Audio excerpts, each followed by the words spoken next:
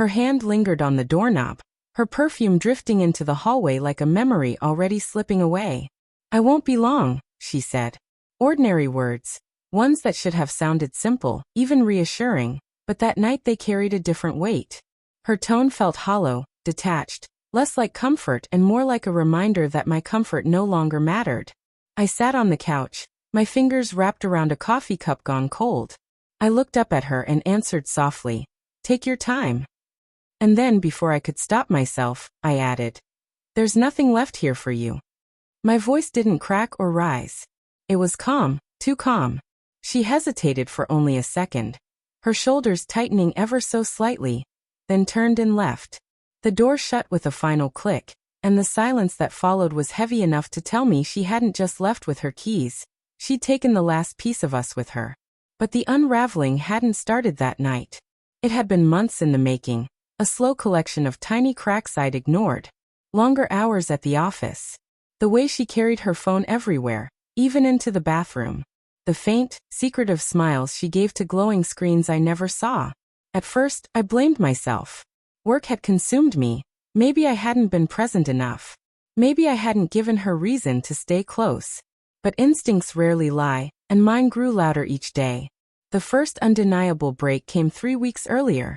She said she was meeting a friend.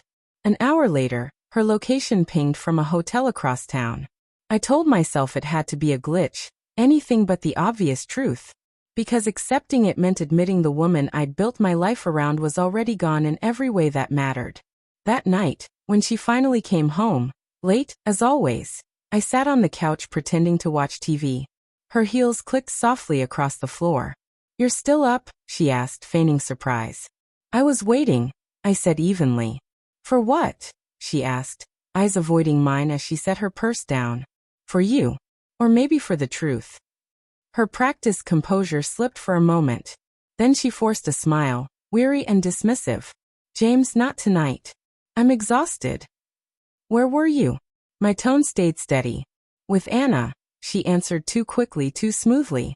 "Anna," I repeated, holding her gaze. "Right." Her face faltered. "What's that supposed to mean?"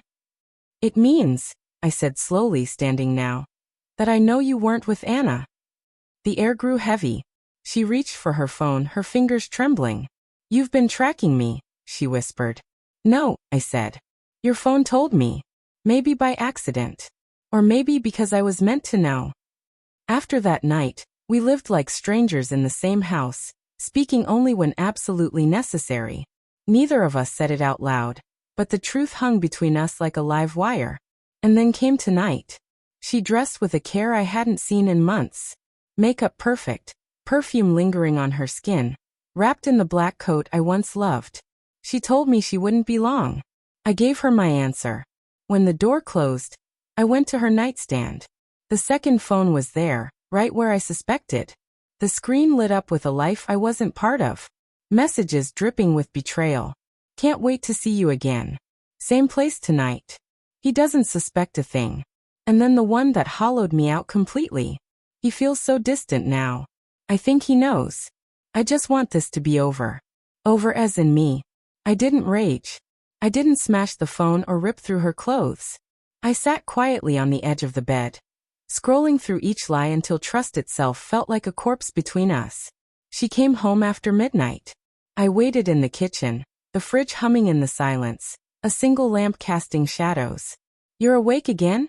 she asked, irritation creeping into her voice. "Yeah," I said. "Wanted to make sure you got back safe." Her eyes narrowed. "You're being strange."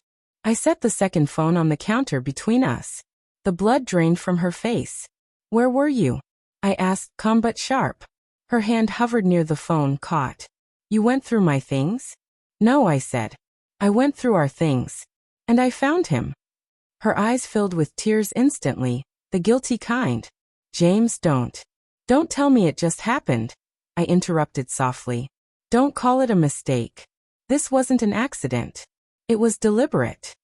She broke then, sobbing through excuses, dinners that stretched too long, loneliness at home, how he made her feel alive again. That word alive echoed in my head long after her voice fell silent. Did she really believe that to feel alive, she had to kill what we had built? The next morning, 2 suitcases stood by the door. One was mine. One was hers. Where am I supposed to go? She whispered, panic shaking her voice. I'm not leaving, I said, sipping my coffee. You are.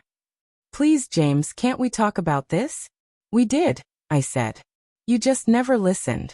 In the days that followed, she bargained, pleaded, reminded me of our history, of everything we'd built.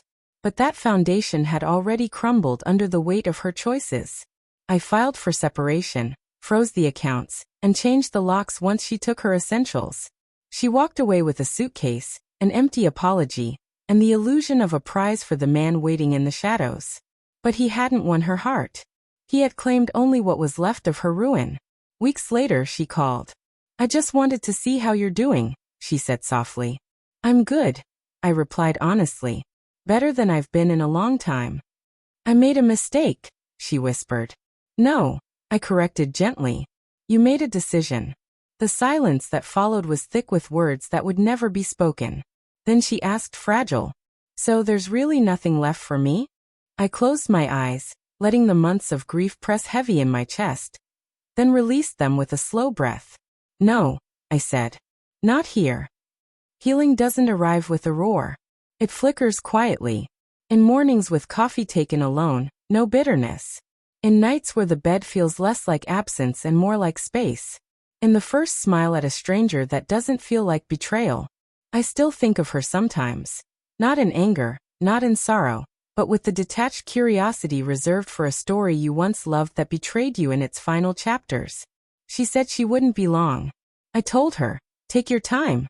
And for the first time, I meant it, because now time is mine.